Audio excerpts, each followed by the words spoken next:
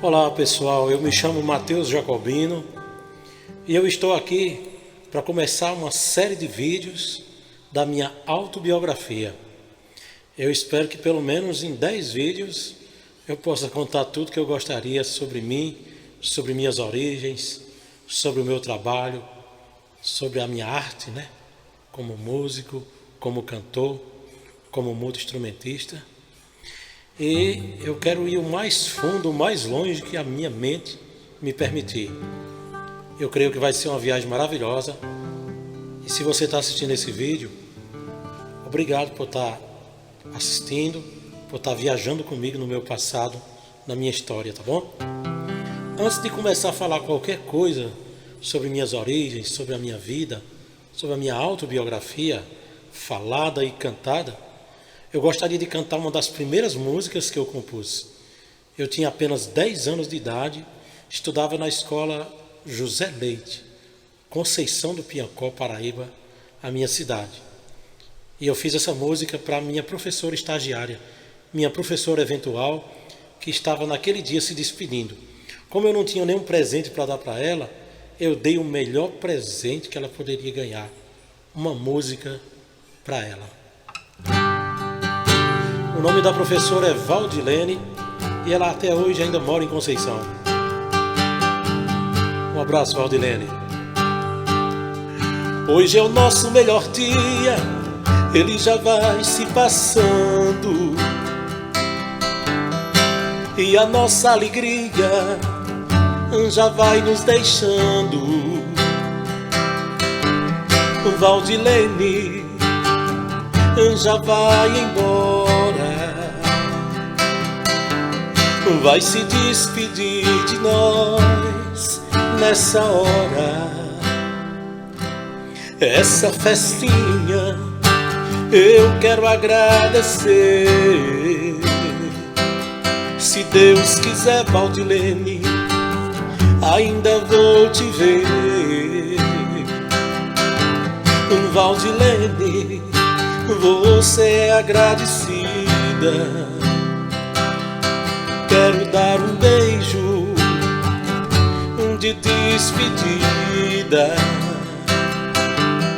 Valdilene, você é agradecida.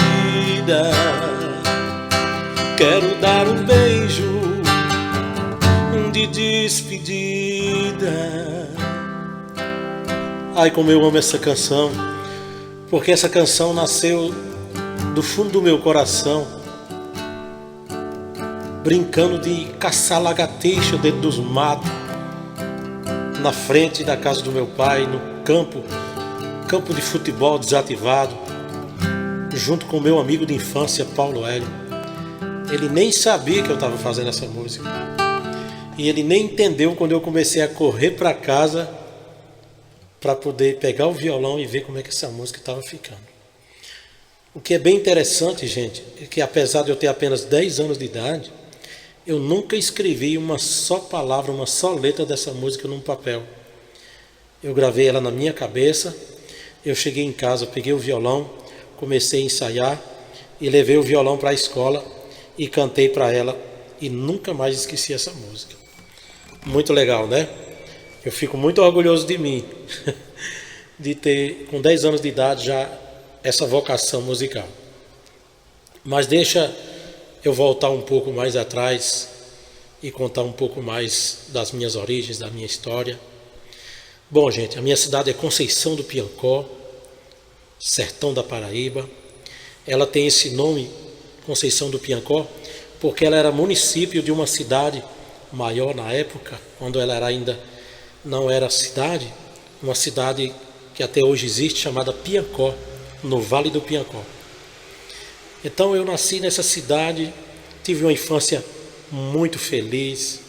Essa infância foi muito feliz porque eu tinha a liberdade de uma roça inteira nos fundos de casa, de um quintal enorme, um pomar de frutas, e eu tinha a liberdade de um passarinho para sair de casa na hora que eu quisesse, para brincar, para me divertir, para criar instrumentos musicais. E eu sou filho de José Jacobino de Souza, um homem muito batalhador, muito exemplar, que nasceu em Cajazeirinhas, município de Ibiara, e que casou com Dona Lucrécia Bezerra de Souza, lá do sítio Maria Soares. E esse casal teve 9 filhos. Infelizmente, perdeu o primeiro, Cleoneide. Isso que eu lembro, né? Se de repente papai, mamãe ou algum irmão meu disser, não, tá errado isso aí depois vai corrigir. Mas eu estou fazendo a autobiografia justamente daquilo que eu consigo lembrar. José Jacobino sempre foi um exímio caçador, atirava muito bem e sempre foi um pai dedicado, um esposo muito dedicado, e graças a Deus ele conseguiu ser nomeado como oficial de justiça, pois para sustentar essa família inteira ele dependia apenas da enxada e da caça. E é por isso que a gente até hoje tem muito orgulho de Zé Jacobino, que graças a Deus ainda está conosco. Minha mãe, infelizmente, nós perdemos no ano de 2014. E ela deixou muita saudade, porque ela foi muito guerreira em sustentar esses 8 filhos, passando com ferro de brasa, trabalhando fora, ajudando o papai na roça. Enfim, que mulher guerreira, que mulher exemplar, que mãe maravilhosa que eu desejaria para qualquer pessoa. E aí, falando agora dos meus irmãos, são 7, né? Cleodon, Adaneu, Edmilson, de Assis, Edneuto, José e minha irmã, que eu costumo dizer que é a minha irmã mais linda, Lucielma. Então eu nasci nessa família maravilhosa, batalhadora, que sofreu muito, mas que todos se tornaram vencedores. Ou estudando, se formando, ou arrumando um trabalho digno, ou simplesmente partindo para a música, assim como eu parti. E é maravilhoso poder saber, lembrar que eu sou de uma família pacata, uma família humilde, de uma cidade tão simples, tão acolhedora como Conceição do Piancó. Aí às vezes eu fico pensando comigo, qual é a primeira lembrança que vem na minha mente quando eu me entendi de pessoa, de ser humano? Olha, a primeira lembrança que vem na minha mente é quando mamãe tentou tirar o peito de mim, porque minha irmã Luciana tinha nascido. Sabe por quê? Porque usando a sabedoria popular, ela colocou sal no peito dela e depois colocou sal num sapo e mostrou o sapo para mim com sal e depois mostrou o peito para mim com sal e depois falou assim, ó, cururu. Que coisa maravilhosa, que sabedoria, porque a partir dali eu nunca mais quis mamar e aí o leite ficou para minha irmãzinha Lucielma. Isso é de uma candura e de um amor e de uma sabedoria prática que já não existe hoje, né? E por esse motivo eu tiro o chapéu também para minha mãezinha. E essa é uma das primeiras lembranças que eu tenho, gente, como pessoa. Eu tenho muitas lembranças que na minha autobiografia eu vou ter que deixar para trás, porque senão vai ser um vídeo eterno, né? Com tantos detalhes, tanta riqueza de detalhes que tem a minha história, né? Eu lembro também, logo em seguida, que a gente tinha um cachorrinho preto e branco, bem peludinho, que se chamava Vigilante, mas que infelizmente, como a gente dizia na época, deram bola para ele e ele morreu envenenado. Foi uma pena perder Vigilante. Eu me divertia muito com ele, embora eu tivesse muito medo dele. Gente, essas são as 2 primeiras lembranças minhas. As outras lembranças já são meu pai e minha mãe dando banho em mim, trocando de roupa. Olha, eu não tenho vergonha de lembrar que muitas vezes meu pai e minha mãe me esfregavam com folha de mamão e sabão. A bucha era folha de mamão dobrada no quintal. E eu me sentia muito feliz. Mesmo assim, eu não entendia o que era ser pobre, porque não me faltava amor, não me faltava carinho e não me faltavam as coisas básicas da vida. para depois eu continuar falando um pouco mais sobre o meu crescimento, a primeira vez que eu fui para a escola, a primeira vez que eu cantei, eu gostaria de cantar uma música que eu fiz em São Paulo, quando eu já tinha 44 ou 45 anos de idade. Eu vou adiantar um pouquinho para poder quebrar um pouquinho a autobiografia falada e cantar um pouquinho para vocês. Para mim não ficar falando o tempo inteiro, tá certo? Essa música ela tem um significado muito especial e ela é baseada em fatos reais. Minha filha mais velha, Jennifer, ela estava apaixonada por um rapaz no colégio e ela dizia que percebia que o rapaz gostava dela, mas não assumia. Dizia que o olhar dele brilhava para ela. E ela me contando isso um certo dia, lá em São Paulo, eu resolvi escrever isso aqui. O nome da música é Sem Palavras.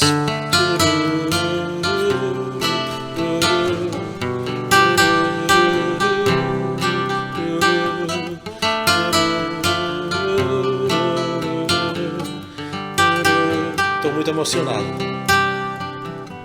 Olhar de 1000 estrelas, mas nenhuma palavra.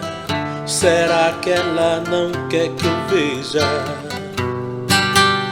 que eu tô na sua estrada, mas vou seguir meu sonho, mesmo que ele não diga eu te amo. Quem sabe um outro dia.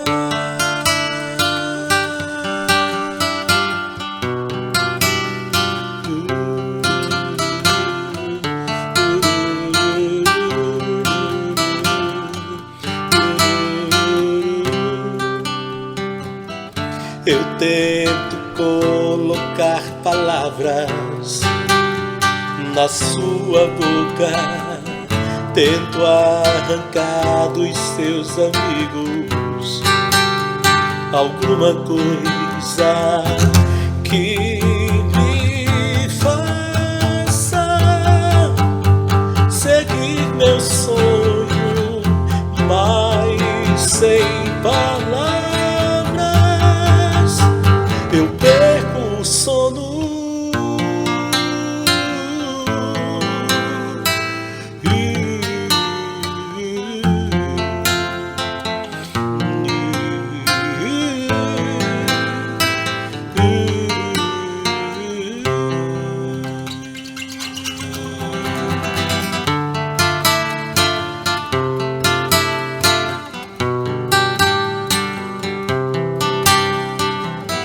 Eu tento colocar palavras na sua boca, tento arrancar dos seus amigos alguma coisa que me faça seguir meu sonho, mas sem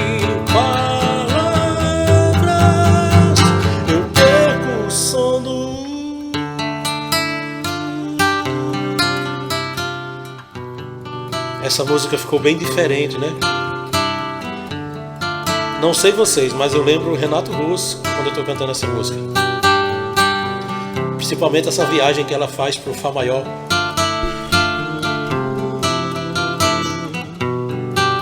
Mas o mais importante é que eu tentei traduzir o coração da minha filha Jennifer, bem adolescente ainda lá em São Paulo, talvez se apaixonando pela primeira vez, não sei. Bom, gente, espero que vocês tenham gostado dessas duas músicas que eu cantei e do pouco que eu falei sobre mim. Mas está faltando uma coisa que é muito importante, que eu já devia ter falado. O meu nome é Sebastião Bezerra de Souza. Claro, eu nasci no dia 20 de janeiro de 1970. E no dia 20 de janeiro é o dia popular de São Sebastião, né, para a Igreja Católica. E aí não deu outro, né? Mamãe não colocou Roberto Carlos, Rick Martin, nem outro nome, colocou Sebastião. E eu achei esse nome sempre muito grande para mim, muito pesado, né? Não o significado exatamente da história do santo Sebastião, mas o nome em si, o fonema. Mas eu assumi o nome Mateus, não exatamente porque o nome Sebastião não era um nome bonito, mas porque a gente queria um nome mais comercial. E aí mais na frente eu vou chegar sobre o começo de Mateus, Mateus Almeida, Mateus Jacobino e a história com meu irmão Edneuto, que é a história de maior sucesso musical da nossa vida, que é a história de Marcos e Mateus. Então, gente, mas eu preciso continuar voltando lá no passado, quando eu comecei, né, a ir na escola, quando eu comecei a me entender de aluno na escola José Leite. Eu era uma criança muito ligada nos estudos, eu sentava na primeira cadeira da frente e eu fazia sempre muitas perguntas para a professora. A minha professora Maria me achava muito chato porque eu tirava a paciência dela com tanta pergunta quando eu não entendia. E eu gostava muito também de desenhar, até hoje eu gosto muito de desenhar. E da escola José Leite eu fui estudar no colégio Maestro José Siqueira, né? Fazer a 5ª série. E que época maravilhosa, né? Nessa época aí, eu já tinha começado a namorar a minha primeira esposa, a mãe das minhas filhas, e o nome dela é Maria Janete, filha de Gracinha. Todo mundo em Conceição conheceu Gracinha Coito, a melhor costureira da cidade, e o Wilson da ambulância, né? Que foi um dos melhores palhaços e um cara que andava no Globo da Morte, no Amazonas Real Circo, que era o circo da família dele. E a minha história com Janete, segundo ela, começou no José Leite. Eu não me recordo dessa época, mas eu me lembro do colégio, quando ela mandava bilhete para mim, dizendo que queria namorar comigo, dizendo que me amava, mas eu não sentia atração por ela, então eu sempre dizia um não.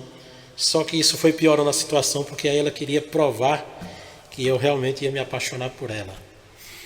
Antes de continuar a minha história com Janete, minha primeira esposa e o grande amor da minha vida, eu quero falar um pouquinho sobre quando eu comecei a tocar violão. A tocar violão não, porque eu já falei para vocês que eu toquei violão quando eu fiz a primeira música para Valdilene na escola. Quando eu comecei a tocar bateria. Sim, porque meu primeiro instrumento foi bateria. E não era bateria dessa de verdade, né? Era uma bateria de lata de doce, de papelão, que eu mesmo fazia. Então eu encantava os meus amigos, meus vizinhos, pessoal da escola, mas eu azucrinava o juízo de minha mãe tocando o dia inteiro. Mas eu aprendi a tocar bateria assim, com caixa de papelão e com lata. Eu fazia até os pratos baterem um no outro, eu fazia o bombo tocar com um pedal que eu mesmo criei. Era super fantástico, porque ao mesmo tempo em que eu já tinha o dom da música, eu já tinha o dom também de ser criativo em elaborar aquilo que eu precisava para tocar, que eu não tinha na época, né, que era a bateria. Então eu lembro que eu tocava aquela música Billie Jean na bateria e tocava também uma versão que eu tinha feito de Thriller, né, que era bem engraçada. Eu não vou cantar ela não, mas eu vou fazer como era que eu tocava na bateria. Eu tocava assim, ó.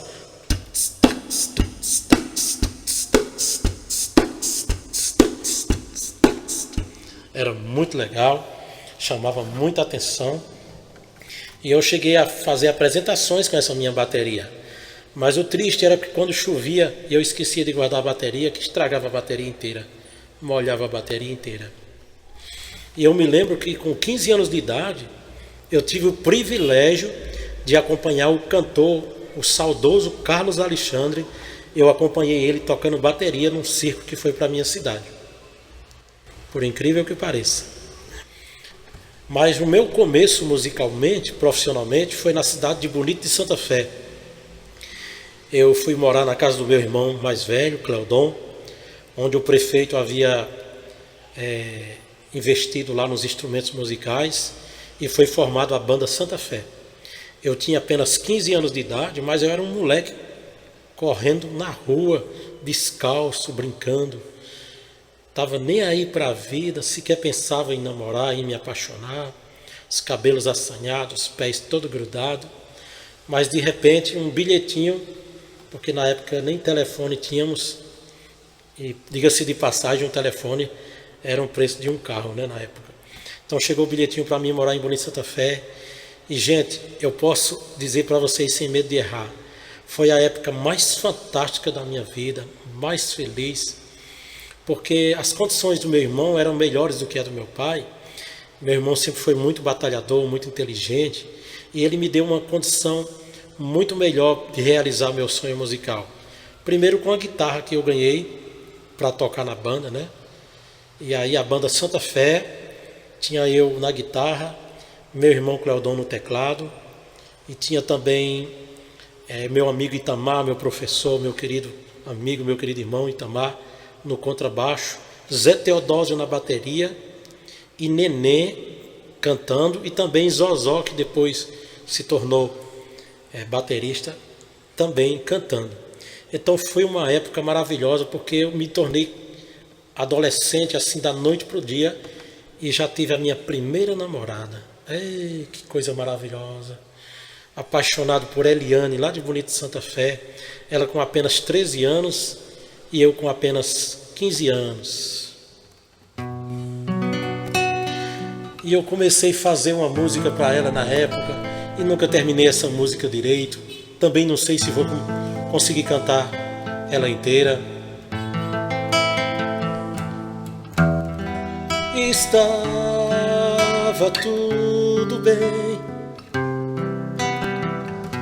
quando você resolveu acabar. Irei passar todos os momentos relembrando nós dois frente a frente e você me falando.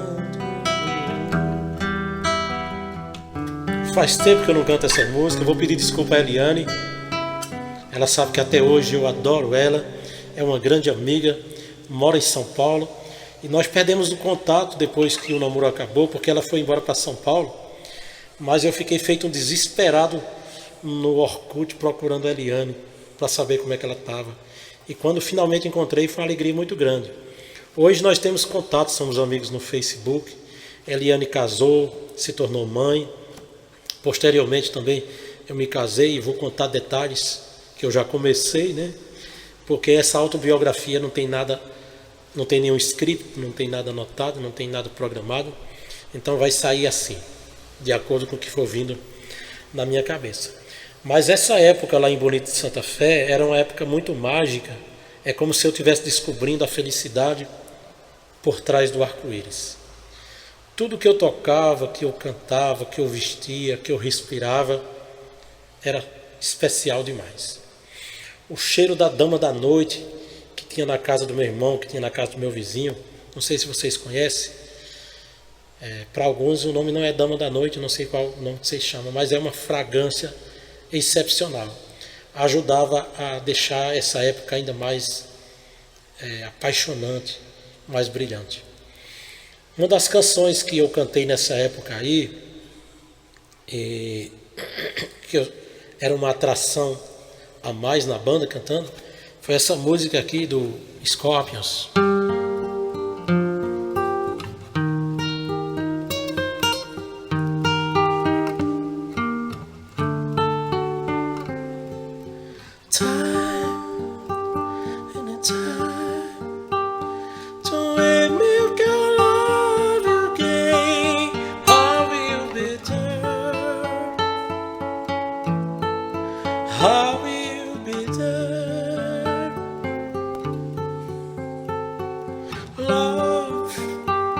Only love can freak out your love someday.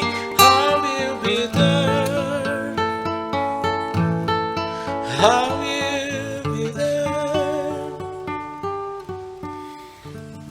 música fantástica, que música linda. E na época eu dançava essa música na AESB, que era o clube lá de Bonito Santa Fé. Eu dançava essa música coladinho com a Eliane, apaixonado. Meu primeiro amor, minha primeira paixão. Tantas músicas embalaram essa época, músicas de Kid Abelha, Barão Vermelho, Capital Inicial. Lógico que eu não vou cantar essas músicas aqui para não me estender muito. Mas essa época durou menos de um ano, eu tocando na banda. Devido a desentendimento com meu irmão e outros problemas, eu acabei voltando para Conceição, minha terra natal. Mas eu não fiquei muito tempo sem tocar não, porque quando eu cheguei lá, tinha uma banda chamada The Boys, do meu grande amigo Danizete. E aí eu já entrei para tocar nessa banda. Só que eu entrei tocando um instrumento que eu era muito mais apaixonado do que a guitarra ou o violão. Eu entrei tocando bateria. E foi também uma época excepcional, uma época de muito aprendizado. E uma das músicas que eu mais gostava de tocar na bateria era essa aqui, ó.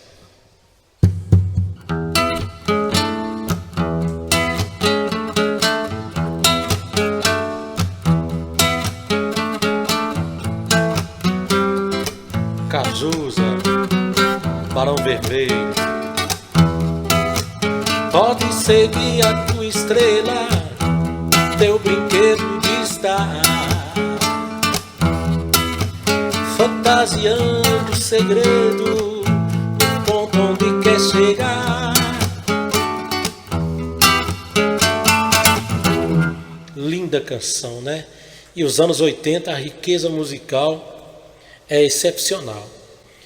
Pessoal, mas antes de chegar essa fase aí, nessa época tão maravilhosa, tem uma parte muito triste da minha história que eu não posso deixar de lado. É que quando eu tinha aproximadamente uns 8 anos de idade, eu não tinha 10 anos de idade ainda não. Eu era uma criança muito nervosa, muito impulsiva, e eu escutei o meu pai contar uma história de alguém que se engasgou e morreu engasgado. E aí, sem falar nada para ninguém, eu já era uma criança muito magrinha. Sem falar nada para ninguém, eu fiquei com medo de comer e me engasgar e morrer. Lógico que eu não falei isso para meu pai, para minha mãe, com medo deles me obrigarem a comer. Então começou aí um dos maiores dramas da minha vida. Eu parei totalmente de comer e, para minha mãe não descobrir, eu jogava minha comida para as galinhas no quintal. Ela botava meu almoço, eu me sentava, botava a comida na boca. Quando alguém descuidava, eu cuspia a comida para o quintal onde estavam as galinhas. Se saísse todo mundo da cozinha, eu já virava o prato inteiro para as galinhas comer. Isso eu fazia com o café, com o almoço e com a janta. Só de medo dessa comida engasgar aqui e eu morrer. E como eu era muito criança, eu não tinha medo de ficar desnutrido e morrer. Então o resultado é que eu comecei a ficar muito debilitado. E eu acho que eu não morri porque eu ainda conseguia tomar suco. Suco de laranja, suco de manga. Mas nada sólido mais eu comia. Eu me lembro que às vezes eu esquecia que eu tinha esse medo e pegava um lanche que ela fazia, que era cocada, um pão doce. E quando eu botava na boca que eu lembrava, eu fingia que comia e dava para meus irmãos. Meus irmãos ficavam morrendo de felicidade. Mas cada dia que passava eu me definhava mais. E aí minha mãe começou a perceber que eu estava muito magro. As pessoas perguntavam também: o que está acontecendo com ele, que ele está tão magrinho? Esse menino está precisando tomar as vitaminas, está precisando comer mais. E minha mãe dizia: eu não sei o que está acontecendo, porque eu dou comida para ele todo dia. E aí chegou um dia em que eu fiquei tão magro, tão debilitado, que eu não estava mais conseguindo sair de casa, né? Aí meu pai e minha mãe, não sei, eles combinaram de prestar atenção se eu realmente estava comendo. E aí me flagraram jogando a comida para as galinhas. E nesse dia a surra foi grande. Eu levei uma surra tão grande que quase que morria. Mas eu não condeno meu pai e minha mãe por essa surra. Eu acho que foi minha mãe que bateu em mim, porque ela achou que era safadeza minha, né? Mas eu estava muito com muito medo, era problema psicológico. Eu lembro que nesse dia ela molhou o biscoito com leite quente e me botou para comer, e eu não consegui sequer comer um biscoito. Então eu tive que ser internado, fui para o soro. Um biscoito rosquinha, eu levava um tempão para comer um biscoito rosquinha. Mas graças a Deus eu estou aqui contando história, com o apoio dos meus pais, dos meus irmãos. Eu consegui tomar soro, me recuperar e comecei a comer normalmente. E tiraram da minha cabeça, depois que eu contei a história, que foi por causa da história que o papai contou, tiraram da minha cabeça que eu não ia morrer engasgado. E graças a Deus eu me salvei dessa. É isso, gente. A minha autobiografia não é brincadeira, não. Além de ser de uma família bem humilde, num lugar bem hostil, né? Na seca que sempre houve no sertão da Paraíba, tinha todos esses desafios, né? Mas eu era uma criança muito feliz, muito otimista, muito positiva e também muito criativa. E eu gostaria de cantar mais uma música que eu fiz, e eu falei que gostaria de cantar mais uma música, eu não sei que música que eu vou cantar. Deixa eu pensar aqui, porque eu tenho que cantar das primeiras músicas, né? Qual foi a que eu fiz depois da música de Valdilene? Antes da música de Eliane, eu fiz outra música. Ah, eu lembrei agora. Meu segundo amor, Elma. Quando eu voltei para Conceição, que o meu amor por Eliane já tinha acabado, já não dava mais certo. Eu me apaixonei por uma pessoa que até hoje é minha amiga, Elma, e que está muito bem casada, é mãe, também mora em Conceição. E eu fiz uma música para ela que não sei se eu vou lembrar também, porque eu não ensaiei. Eu não sei nem porquê eu coloquei o nome da música de Ave de Prata.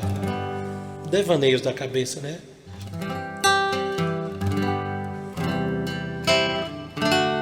Era um cheiro, um perfume, eu de ti sempre sentia. Meu bem, eu não queria que tudo acabasse assim. Tá vendo, gente? Minhas músicas só sofrência, tá vendo? Nos meus olhos só vejo lágrimas, e o motivo que choro tanto, aguenta coração, é porque vivo recordando os teus beijos, teus abraços. Ave de prata abriu seu coração, porque tem medo de gostar de mim. Ah, agora eu lembrei porque que eu coloquei o apelido dela de Ave de Prata. É porque ela era difícil. Ave de prata, abre o teu coração. É isso aí, gente. Eu era muito apaixonado, amava muito Elma, chorava muito por ela. Elma muito linda, até hoje é uma pessoa muito bonita. O marido dela teve muita sorte, porque também ela é uma pessoa maravilhosa, de família, uma pessoa do bem. Eu desejo muita felicidade para ela, para a família dela. E essa música eu cantava muito na calçada lá, né, quando eu tinha 16 anos. Juntava eu e meu amigo Nino, que mora em São Paulo há muitos anos e que faz parte do grupo dos anos 80 também. E é maravilhoso, gente, fazer essa viagem, essa autobiografia. Já há algum tempo que eu vinha pensando em fazer isso. E eu fico feliz de você estar assistindo, de eu poder compartilhar com você essa minha autobiografia. Eu compus muitas músicas e a maioria delas eu nunca escrevi, por isso que eu não estou conseguindo lembrar das letras bem direitinho como eu gostaria. Nessa época, 1986, com o fim da banda The Boys, na verdade não foi o fim da banda The Boys. A banda The Boys foi vendida para um amigo chamado Sargento Zé Divaldo e o seu filho Elmo, né, que lançou a banda Girassol. E aí começa uma grande história. A história da banda Girassol é muito comovente, é muito cheia de suspenses, de conquistas, né? É o nosso desenvolvimento musical. Quando eu digo nosso, é porque eu já estou incluindo aqui meus amigos Júnior, batera, Nicanor Júnior e Hugo Rodrigues também, que são meus amigos. Já estou incluindo aqui o grande sanfoneiro Pangaré, com esse apelido carinhoso até hoje, né? Já estou incluindo aqui o seu irmão Antônio. Já estou incluindo aqui Neguinho, filho de Pinto, né? Grande baterista, grande zabumbeiro. E tantos outros artistas que passaram na minha vida, tanto no Girassol, como o Piti, que Deus o tenha, morreu muito jovem, como também minha própria irmã Lucielma, que foi cantora na banda, com uma voz lindíssima, era a voz parecida com a de Simone. Se quisesse ter se enveredado pela música, com certeza iria muito longe, mas se enveredou por outros caminhos maravilhosos. E eu não vou me estender muito falando sobre a história a partir de 1986 e 87 na banda Girassol, porque vai ficar para o próximo vídeo falando sobre minha vida nessa autobiografia. Eu gostaria de cantar uma música, deixa eu ver qual que eu vou cantar, e que faz parte mais ou menos dessa migração aí 85, 86 e 87. É lógico que vai ter muito mais coisas que a minha mente vai lembrar também de outra época atrás de 1985, né, da minha infância. Com certeza eu vou lembrar de mais alguma coisa e vou poder contar aqui para vocês. Mas eu gostaria de encerrar esse vídeo, gente, lendo um pouquinho do que eu escrevi sobre a minha infância, porque resume tão bem muitos detalhes do que eu via e do que eu vivia. Como eu falei que ia cantar uma música, eu canto já, viu, gente? É porque aqui é tudo muito natural, muito improvisado, como eu falei, sem script. Deixa eu pegar aqui.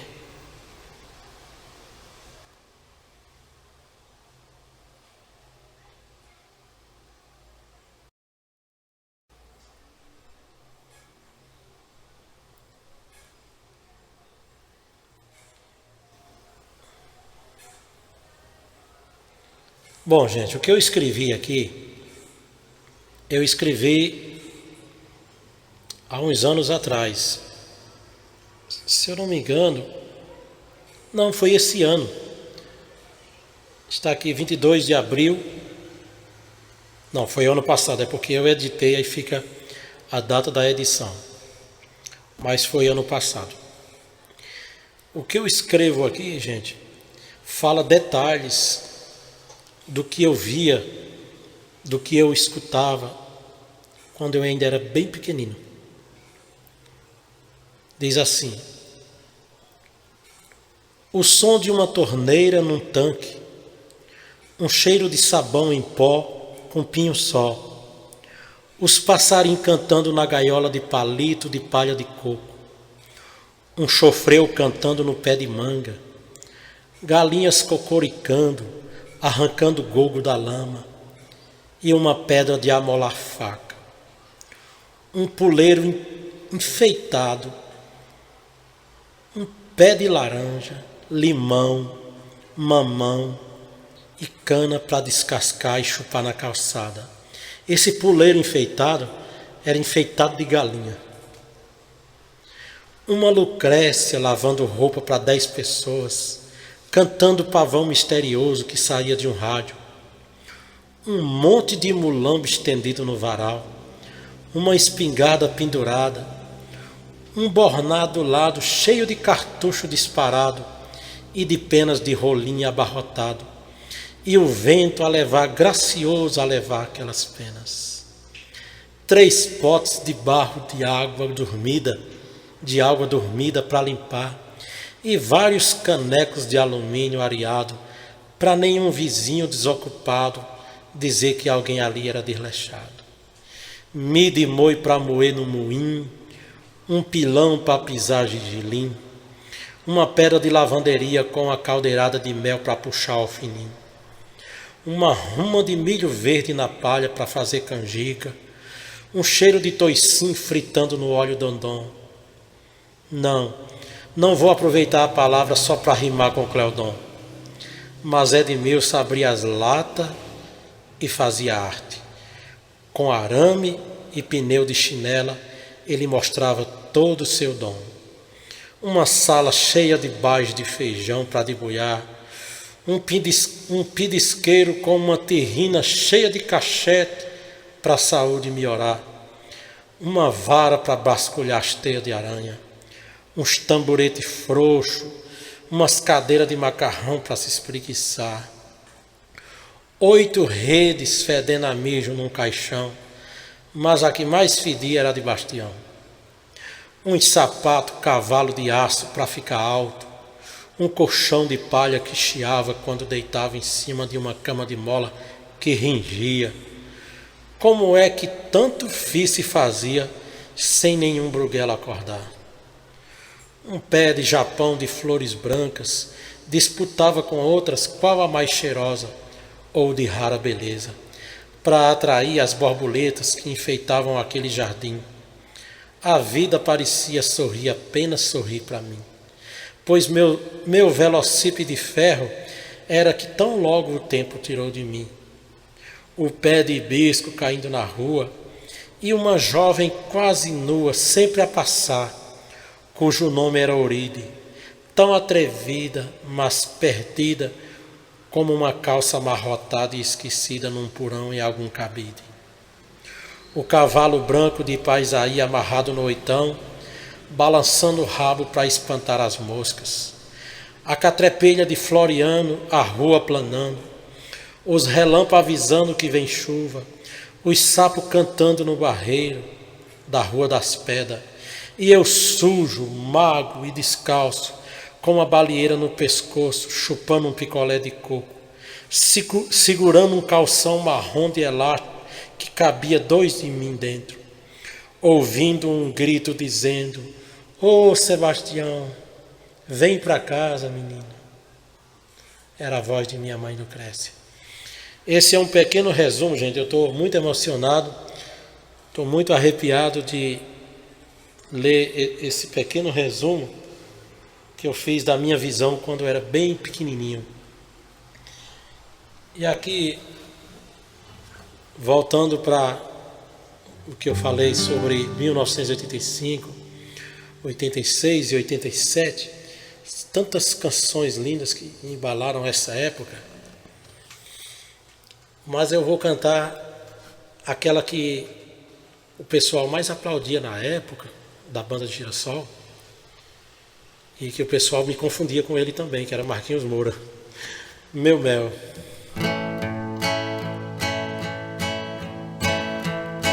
Fica comigo, meu mel, tiro a Deus das mãos, não me entregue à solidão, meu mel, porque eu preciso de você. Lembra da nossa canção, dos nossos sonhos, enfim. Que fazer de tanta coisa sem ter você, um pedaço bom de mim. Meu mel, não diga adeus, eu tenho tanto medo de ficar sem o teu amor e pra sempre ser um ser só. Que música linda, né? Na época essa música estava estouradíssima e eu usava o cabelo muito idêntico ao de Marquinhos Moura. Ele copiou de mim, viu, gente? Que eu comecei a cantar primeiro que ele. E engraçado que quando eu chegava nas festas, o pessoal dizia Marquinhos Moura. E eu ficava muito feliz mesmo, porque eu estava sendo confundido com um dos maiores artistas dos anos 80. E uma das vozes lindíssimas. Bom, gente, eu quero aqui então encerrar essa primeira parte da minha autobiografia, agradecendo a sua atenção, tá bom? Agradecendo pelo carinho, deixando um beijo bem grande. E eu quero, nessa minha autobiografia, cantar todas as minhas canções. Eu quero arquivar todas essas canções aqui no meu canal no YouTube, não só para que você conheça todas elas, mas para que ela possa ser arquivada assim, né, eternizada. Tá certo? Gente, agora eu tenho só uma coisinha muito especial para falar para vocês. Eu já sou vovô e estou muito feliz. Um beijão para o meu netinho Bento e para a mãezinha dele que eu amo, Jéssica. Eu amo vocês. Um beijo para todos vocês e até o próximo vídeo. Valeu!